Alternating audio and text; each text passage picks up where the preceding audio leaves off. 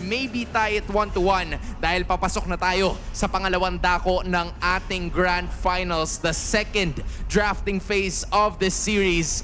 Can Aurora find a way dahil sila ang may choice, sila ang may opportunity to choose which side they're on, and they're gonna lean towards the blue side. Alam mo, kaya natin din nila si Wolf dito eh. Kaya natin din nila. Kailangan namin ng mga Wolf prediction. Yun lang. Suyo. Suyo. Wala naman iba eh. Tama iba. Ayan, Wow! diba? Perfect! Diba? Alam mo, si ano talaga, si Wolf talaga, mataas ang prediction rate niya. Totoo yan. Ano to? Ewan ko, siguro gatot. Sige, bigyan namin isang minuto. Sabi niya, ewan ko, pero may katot. Gatot. Ganun siya kalupit mag-predict. Kahit di niya alam, lalabas! Next, ano? Vex. Vex. Pwede na, pwede na. Lapit. Mage Ano din. tayo ngayon? Magkakulay. 66% ang prediction rate. Next. Balen. Balen. Gusto ko yung di niya na in-explain. Vexana o Wala na. Aurora? Ay, oo nga no, mas maganda data Vex. Yeah. Yata. So, Vex Valentina. Tapos Khalid. Open naman yung Khalid. Pero kung hindi Khalid, Cho? may Cho. Pwede maganda ba yung Cho sa sa gatot? Pag sila lalaro, maganda talaga. Kung Sabagay, si no? Rene J. no? Pag si Rena J lalaro, walang problema. So, walang Matilda.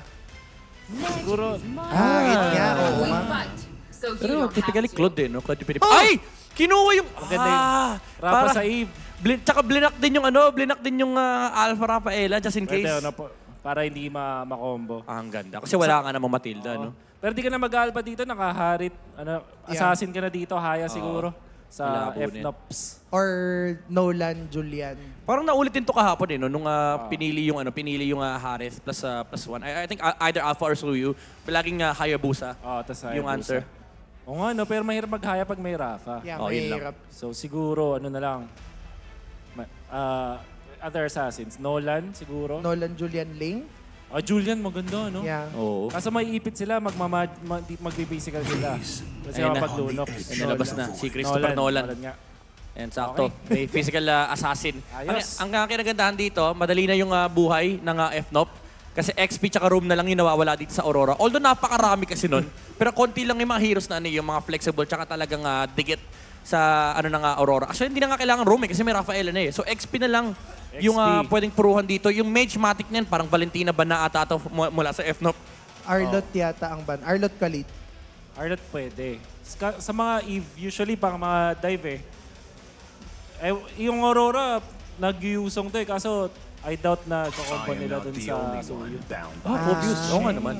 Ibus. Ano kayang balak nila sa Valentina? No? Kasi may Valentina si Yue.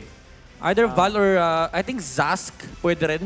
Zas maganda rin. Pwede Yeah. rin. Walang patunaw dun sa Zas. Tas, walang mapapatay si Nolan pag ganun. Oo. Yung mga Neopets eh, no? Rafa. Ayun, Sila Arlot. nagba ng Arlot. Ano kayang hero ni Edward dito? Ano to? Uranus? Uranus na? Yung parang Open. walang mapatay, no? Terizla. Terizla, Pwede. Edith, Khalid. Oo nga. Actually, marami pa. Wala na Edith. Wala na pala Edith. Sanay na kasi ako, last few days, lagi naka-open yan eh. Terizla, Khalid. Oo, Terizla, Khalid. Para kay Edward. Hylos Unless, pala, Hylos. Pwede nalaro rin. na rin naman nga, ni Edward Hylos. yung Cho. Yung? Cho. Kaso parang wala siyang masisipa eh. Yun yung problema. Yes. Gatot eh, tsaka Eve. Baka Hylos na lang para ano sila. Pwede. Ayun Pwede sila. na. Hindi na nila pwedeng gamitin. Wala na. na pwede. Sabi ni sabi mo sa dito kay Edward, ikaw bahala Marta sisipahin mo. Oo, Yung Nolan na lang, pwede rin yan. Yung, ano ba yung mga... Ay, what if yung mga, ano sila, yung mga kakaibang yung mga akay sa XP? Mga Pwede. ganun kaya, pwede Or kaya- Barats. Barats, o nga. Kaso Eve, parang lagkit. Ayun lang. Lagkit bossing. Ay, Ay, naku. Ayun, sila yung... The Filipino Savage, man. Actually, Mga open XP pa ni naman Edward Khalid. dito. Open pa yung Khalid. Terry na lang yata talaga, no Oo, choice. Khalid Terry. Parang Teresa Valentina eh, no? Pero matutuwa ako dito pag nagano sila, Angela Yusong. Mga ganun. or pwedeng Khalid Type Vex. mo, super type. Pwede, Oo nga. yung Khalid Vex na pinapatakbo ng Aurora. Yung combo ni Yue na pag may na-raging Sunstorm, alam mo na kasunod. Kung ayaw nila ng komplikadong ML, Khalid Vex na lang. Oo. Or Aurora yung isa. Pwede. Sa Pwede. Parang mas Nolan. palu si Yue mag Aurora this playoffs. Oo. 100% pa yung win rate niya. Tsaka ano din, anti-assassin. Di basta-basta Yes. namamatay sa mid lane. So, I think pinaka-safe talaga yung sabi nga ni Wolf, balik Khalid Vex.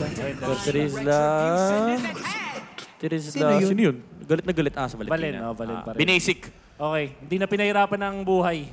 So ano, para din hindi sila magkadya, di ba? Or at least kung magkadya yung Fnatic, may kopya sila. May Grok do. Sa Valentina, Okay lang Terry, ata yung... sila pwedeng mag-post 5 na Khalid. Kung Yeah, Khalid.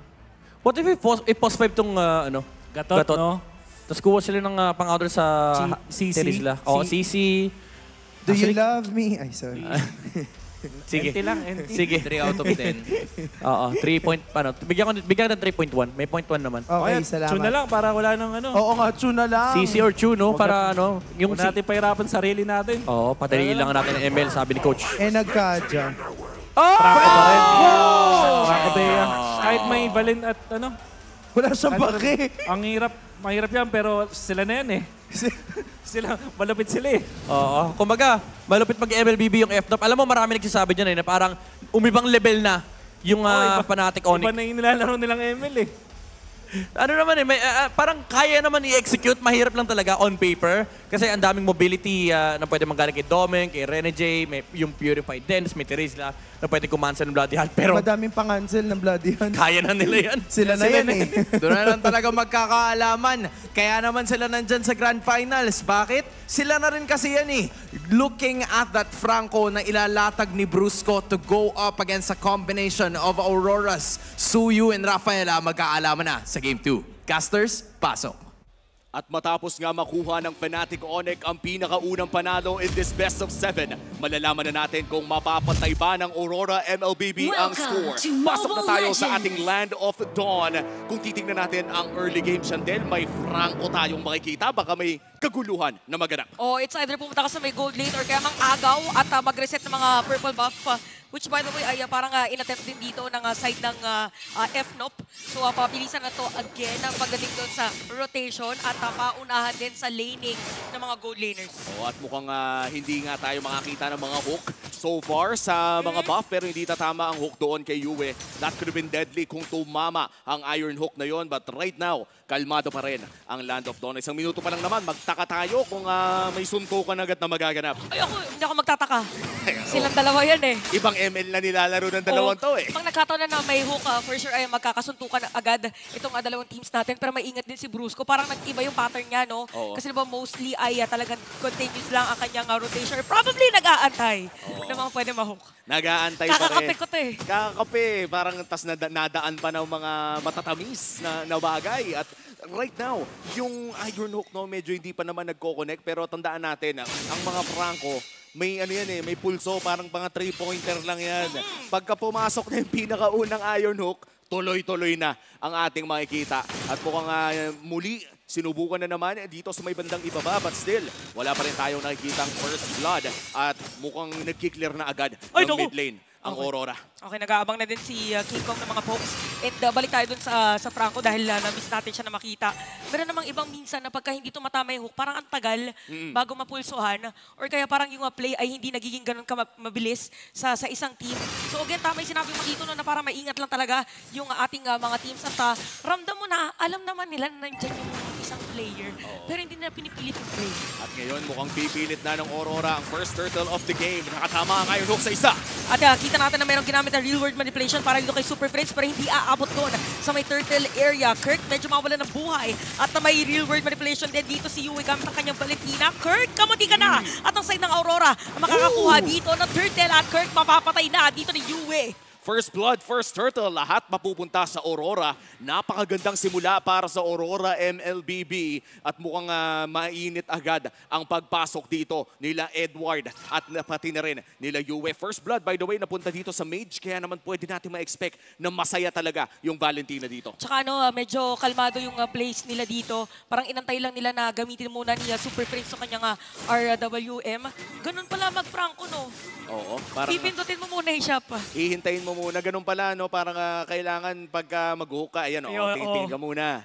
Ganyan ang Ayun, galaw ng isang world-class na Franco. And speaking of Franco, no, parang naalala ko, the last Franco user na talagang naging sikat, si Bentings pa. Oh, yung 2 minutes delay ng purple buff. 2 minutes delay ng purple buff. At napakatagal na nun. Shoutout kay Bentings na 6-man ng Aurora MLBB ngayon. At mukhang itutuloy na nga natin. Tingnan natin ang Infinix in-game equipment. Pero mamaya na! Oh, medyo napasayaw si King Kong doon na naging turnaround kill pa para din sa FNOP. So parang medyo napasayaw siya doon sa set of play supposedly ng side ng Aurora. So medyo controlled aggression ulit yung ating nakikita para sa dalawang kupunan. And even Domeng dito ay parang inaantay niya na magkaroon muna siya ng kakampi doon sa ibaba. Very weird yung pace ng larong ito, no? Parang may parehas na sinusubukan yung dalawang team na hindi natin masyado ine-expect. Pero mukhang ito expected na ni Domeng na may pupuntang marami sa may bandang gold lane. Doon tayo sa may bandang baba. Yue, mabuburst lamang ng bahagya at hindi pa rin nila ito. Ay! Penalty zone na para dito kay Edward. Naramdaman niya na meron dalawang players dito na FNOP na dadaan. So parang pwede yatang ipilit na agawan ng purple buff pero hindi mo sa pwesto doon uuwi si King Kong. At ang maganda dito yung nagiging rotation ng side ng Aurora. Grabe yung pagpasok ni Edward doon. Imagine mo, wala. Usually si Edward, hindi nagbabato yan ng ulti kung hindi sa turtle. Pero bago pa man din lumabas ng turtle ay nakahanap na sana siya ng malaking play na yon. Pero sisimulan na nga ng Aurora MLBB ang pangalawang pagong. Kirk nagcha-charge parang e-bike pero hindi niya itutuloy ang pagpasok. Oh, parang hindi niya muna i-contest din. Or hindi muna i-contest ka na side ng FNOP kasi si King Kong sa may bottom lane. So probably ay parang nabibait lang dito by time for the side of FNOP habang yung Aurora ay nandito sa may turtle. So kita natin ngayon na isang mabilis para sa ng Aurora na masesecure yan at probably agawan din si King Kong na ibang mga jungle. That's the second turtle of the game na mapupunta muli sa Aurora MLBB. Very low ang ating kill score. 5 minuto na chance. Wala pa rin tayong nakikitang malaking team fight. Kadalasan ay trade lamang ang ating natutunghayan. Pero mukhang ito na yun. Ay! Ito na, hook flicker. Tapos ginamitan pa nga ng real world manipulation. Dalawang real world manipulation. Ayun na! Nakikita natin, nakakabulol. Pero yun nga lang, si King Kong kamuntikan na makapatay pa nga sa kamay dito ni Yue. So successful ang Aurora at si King Kong pa nakuha nila. What a counter RWM na lang. Na RWM, dalawang palitan, bumuo ng bagong shape. Tapos nakakita pa tayo ng napakagandang outplay mula dito kay Edward kung saan nakapag-flicker siya palayo at dyan na nga natin masasabi na napakaganda ng passive ng isang Tiriz na yung body of Smith dahil nasa ilalim na siya ng tore pero napakakunat pa rin niya. Oh, tsaka parang si Edward na talaga yung nagpo-front para din sa Aurora. So normally kasi parang nasanay tayo sa X-Play na dadating lang pagdating doon sa mga big objectives. Pero siya talaga nagro-roam around the map and kita natin for Aurora nakasira sila ng tore dito sa may bottom lane. So parang ang expect naman natin for FNOP, isasama na nila si Kelra sa team fight. Oo, at excited nga ako makita kung ano magiging choice ni Kelra dito ng baril. Kasi kung maaalala during M3, naging combo talaga ang Franco Beatrix. Oo nga pala. Kung baga kakagatin, tas siya shotgunin o kaya isa sniper. Pero hindi pa naman natin nakikita yung ganong klaseng combo sa ngayon. Domeng, nasa loob lamang ng bush pero mukhang nakaramdam. Tumaas yung balahibo ni Domeng. Tumaas yung balahibo. Sabi niya parang may nararamdaman akong kakaiba sa bush na to. Lumabas yung spider. Kinilig bigla na nandun sa may, Kinilig bigla. top. And dahil dyan, parang magiging madugo ang ating turtle na pwedeng simula na parang hindi yata pwedeng iwan din ni Dome yung kanyang lane for this turtle dahil naka-advance yung minion wave nila Kelra. Ang tanong, i-contest kaya ito ng Fnatic Onyx? Dalawang turtles na ang nakuha ng Aurora MLBB at nauna rin sila sa pwesto dito pero nandyan na ang Fnatic Onyx. Ang Super Family ay nag-aabang na! Pero na-hook din si Brusco pero makukuha pa rin ng Aurora yung turtle. Brusco ay halos buhay pa rin. Dalawa naman yung RWM na natin nakikita pero Brusco is gonna be down sa kamay dito ni Demon Kite. So nagkapalitan yung dalawang kupunan natin. Oo, Brusco para kay Yue. Pero mukhang may nagbabadya pang teamfight dito sa mid lane at hindi na nga nila itutuloy. 3 pagong ang nasecure ng Aurora MLBB. Kaya naman 2,000 na ang kanilang kalamangan. Edward nakakita ng isa, nagpakita din si Super Friends. Poke lamang ang magaganap. 2,000 na ang lamang ng Aurora MLBB. Parang alam mo yung tempo ng game natin. Yung tipong kakabahan ka saglit, mabilis yung tempo, tapos biglang makakahinga ka ng maluwag. Parang ganun din yung ginagawa ng mga teams na after ng very intense na sabihin na natin palitan ng mga skills, balik na sila sa dati. Kaya nga, parang alam na nagbibilangan ng skill, naglalaruan ng mga waves. At nakikita na nga natin si Kelra, talagang tahimik lang muna dito sa simula. Pero mamaya ay panigurado may makikita na tayong mala Filipino Savage Gold Standard na play. Pero sa ngayon ay magpupush muna ng Torre. Mid lane naman ang sunod na call. 3 tao, hindi 4 ang ating nakikita dito. Oo, so parang ano na to. Ito na naman yung mga moments na alam ng mga players kung nasan yung isa't isa. Pero ang sabi ng Aurora, okay, focus lang ulit muna tayo sa pag-clear ng minion wave. Ganon din naman sa F-Note dahil nakaangat yung minion sa may bottom lane. So ito na naman yung mga spider instincts na spider senses. Spider senses. Spider senses na binanggit mo kanina. Kumbaga parang nararamdaman nila may lalabas na Iron Hook. Kaya naman biglang lumiliko, biglang bumibilis. Pero Demon Kite, nasa harapan ni King Kong ngayon. Lamang si Demon Kite ng 2 levels dito kay King Kong. Wala pa tayong 1v1 ngayong buong series natin ng mga assassin, no? Kasi parang buong playoffs natin, mayroon talagang instance na nag-1v1 sa outer lanes, eh. Yun yung mga kadalasang kailangan pang biglang lumipat ng cameraman. Kasi napakabilis talaga ng Oh, yeah! May flicker pa, grabe isang dipa. Kaya naman si Renny J, ang mapatay dito na sa F-Nop, RWM, para kay Yue. Put up the guardian, pero may flicker out para sa mga players dito na Aurora habang sinalo lahat ni Edward yung mga bala. Pero buhay pa rin dito ang mga players ng F-Nop. Nag-iinit na ang kamay at tatama pa nga ang Renner's Apathy. 3-4 HP para dito sa first board of the game. Ginamit na ang Revitalize at full HP na ang lahat. Hindi na kailangan umuwi. Kirk nag-charge. Hanapin si Edward pero hindi niya itutuloy. Tumig sa board! Doming from the back at nakuha pa nga bigla ng Aurora yung Lord. Akala natin lang mga F-Nob, sumasayaw-sayaw na si Doming pero mapatay dito sa malatag ng skill ni Super Prince. Pero may bawalin naman dito ang Aurora. Si Kirk laban sa 3, double kill para sa Smiling Demon. Double kill plus the Lord. Napakalinis ng objective taking ng Aurora MLBB in this game number 2. At mapapanood natin kung ano nga ba ang nangyari dyan sa Infinix Instant Replay. Kitang-kita na may plano naman ang Fnatic Onyx. They had the shotgun play. Pero alam din ata ng Aurora MLBB, hindi nila pinapunta ang kanilang kupunan doon kay Kelra sa loob na may shotgun. Tsaka grabe, yung pasok din dito ni Doming from the back. Parang expect natin normally, parang ang huling pumapasok yung Harith. Pero sabi ni Doming, siya na ang haharap dito sa mga players ng F-Nop. Napakatapang talaga ng Harith na yon in that Lord fight. At ngayon, with this Lord push doon sa may bandang ibaba ay mukhang makakakuha na sila ng kanilang Torre doon sa bottom lane. Pero napakaganda ng pag-wave clear dito ni Kelra. And so far, mukhang hindi pa rin lumalaki ang 2,000 kalamangan ng Aurora MLBB. Iyan na, imposibleng hindi pa bumagsak. Oo, 3 minion to eh. If ever din, hindi makakalapit ang mga players ng F-Nop. Pero ang expect natin ay mamaya pa, bibigay yung Torre dito sa gitna ng F-Nop and probably for Aurora as well. Dahil napaka-importante ng purple buff dito ng ating mga junglers. And so far, halos magkakalapit ang gold. But definitely, Aurora 1.9k gold lead para sa ating game. Oo, makita talaga natin na I think Suyu, Demon Kite in this game ang nakakalamang talaga against his counterpart. And this time around, si King Kong running the Nolan.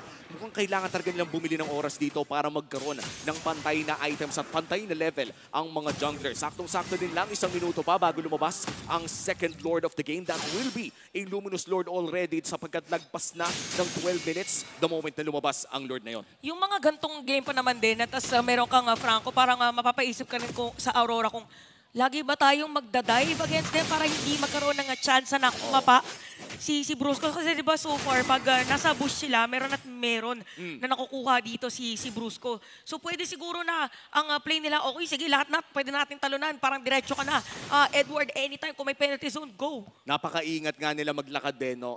Both for Aurora and Fnatic Onyx. Parang tuwing naglalakad sila sa mga bushes ay nagbabato muna sila ng abilidad, making sure na disiplinado ang kanilang pag-ikot. At napaka-importante niya, no? When we're looking at a grand finals like this, ayaw mong chumek bush ng ikamamatay mo. Kailangan bumato ka muna ng skill para at least kung di mo man makita, ay nasaktan mo na. Oo, para may bird din if ever. Kaya din siguro si Super Prince, bitaw lang ng bitaw ng mga skills. But speaking of skills, isa sa mga kadagdag na damage na skills dito ni Kelra is gonna be the Sea Halberd para sa kanyang itemization.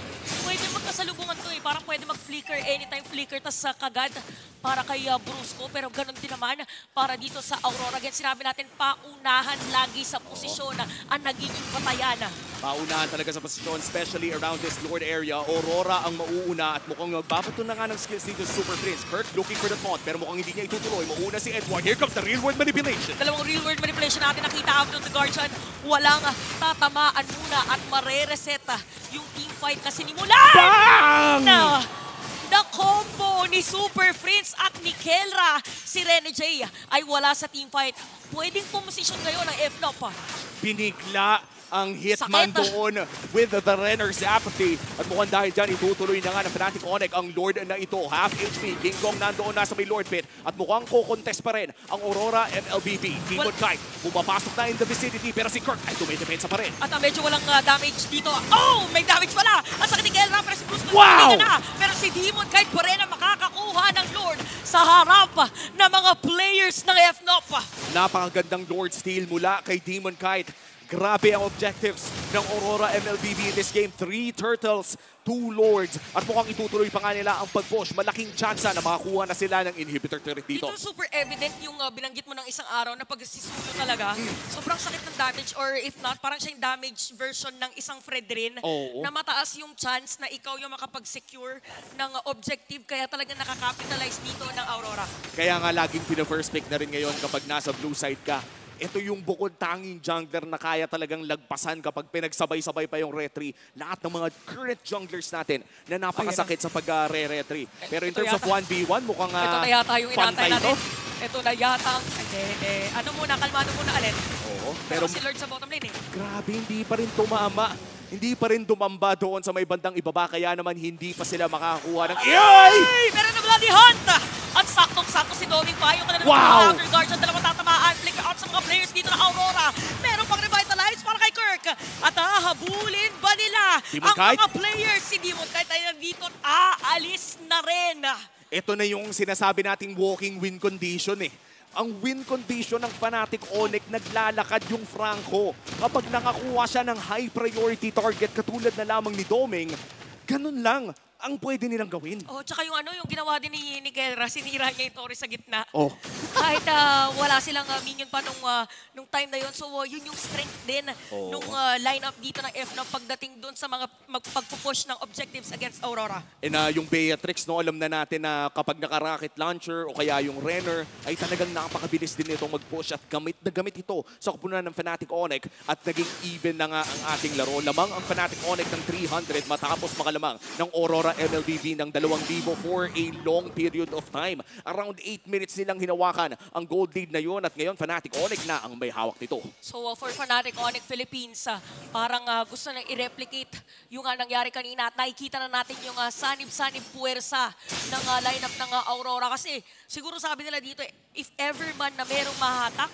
Oo. si Brusco, at least meron tayong pwedeng pantakas in a way with this healing from Rene J. Kumbaga may pang-reset kahit Yep. papano. At napaka-importante niyan, no, dahil 30 segundos na lang, lalabas na rin ang ating third Lord of the game. Kung babalikan natin yung nangyari sa ating game number 1, ito yung Lord na nagbigay daan sa Fnatic Onyx na mabaliktad at maipanalo ang larong iyon. And this time around, mukhang mauna sa pwesto ang Fnatic Onyx ng bahagya lamang, pero nandyan din naman ang Aurora, konting kemot lang.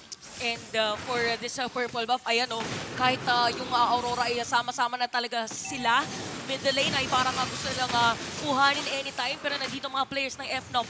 So binanggitan natin anytime, parang anytime din ay magkakaroon ng team fight para dito sa ating dalawang kupunan. Even FNOP ay nakapwesto na rin. Kailangan mag-ingat if you are Fnatic Onyx dahil mukhang handang-handa ang Aurora MLBB na mag-start ng laban dito around the Lord area. Pero mukhang hindi pa nila itutuloy. Mabahabang sayawan na naman ata ang ating makikita dito. Tinawag na ni Edward, umaharap na rin siya at mukhang makakatakas naman si Kirk. Okay, so marereset muna yung Lord. Ilang minutes kaya ito magiging Lord Dance natin? Yun ang tanong. Pakiramdam ko Mga mga 2 minutes lang kasi may mag-iinit dyan. May makakakuha ng isang malupitang galaw. Pero mukhang ipipilit ng Fnatic Onyx ang bandang ibaba dahil nagsisplit pa siya doon si King Kong. Parang yung pala yung gusto nang gawin, palitin yung mapa habang tinatry na kuhanin yung posisyon dun sa may Lord. Sinabi natin pwede maging halos 2 minuto. Yung Lord Dance, real word manipulation para dito kay Yue. Kanino mo pumunta yung Lord natin dahil halos wala na buhay. Wala na tamaan yung After the Guardian pero may pagpot para sa kanila. At sa lahat ng mga plays nandun, si Doming ang makakakuha. Kirk nandun na sa may bandang harap pero si Edward ang unang babagsak. 2 na ang wala sa kupunan ng Aurora MLBB pero sila ang makakakuha ng Lord. Fnatic Onyx, dedepensa na naman muli. Alam mo, yung Fnatic Onyx Philippines dito, nagiging struggle nila somehow is yung pag-secure ng Lord. Okay, ay, kamuti ka na! It's gonna be a shutdown. Ito na yung 1v1 na sinasabi natin. Nakaamoy ng dugo si King Kong at binigla niya si Demon Kite. Lord ngayon nasa baba pero hindi na ito pinapansin. Nandito sa midday ng Fnatic Onyx. 10 segundo para kay Doming, 10 segundo para kay Edward. Double na ata para sa Fnatic Onyx. Kailangan debensahan pero makakaroon ng minion wave para din sa Aurora sa buhay pa rin.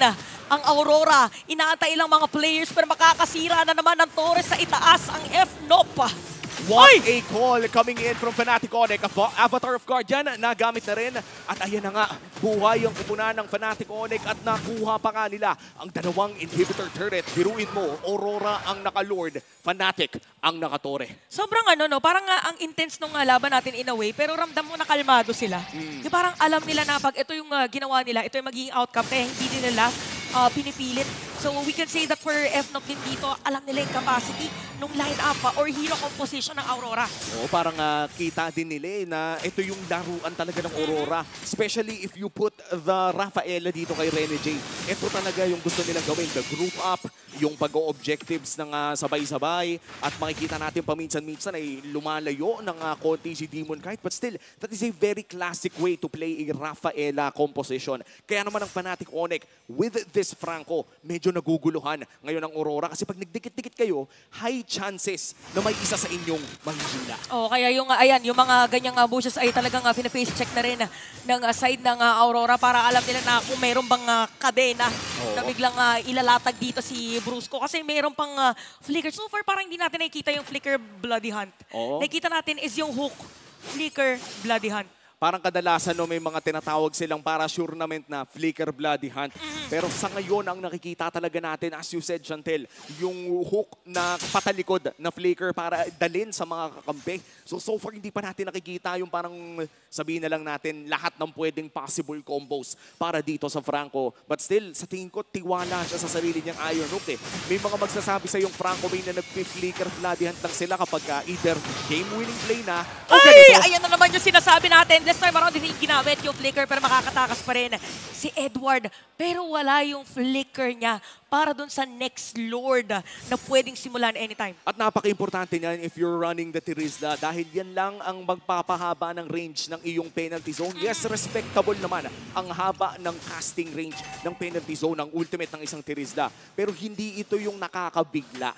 Kumbaga parang kung nanggaling ka sa bush, sure nakakabigla yun. Pero kung nasa harapan ka ng mga kalaban mo, ay kadalasan tansyado kung hanggang saan lang ang aabutin ng iyong ultimate. Kaya din siguro parang hindi mo na masyadong nag-a-advance yung Aurora dito sa possession. Pero parang delikado yung unang sisilip dun sa may bush if ever.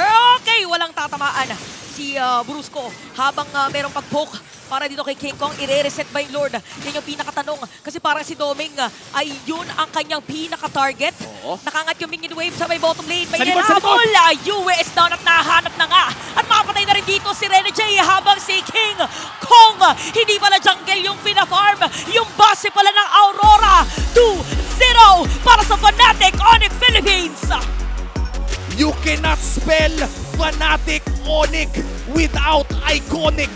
Another iconic play coming in from King Kong.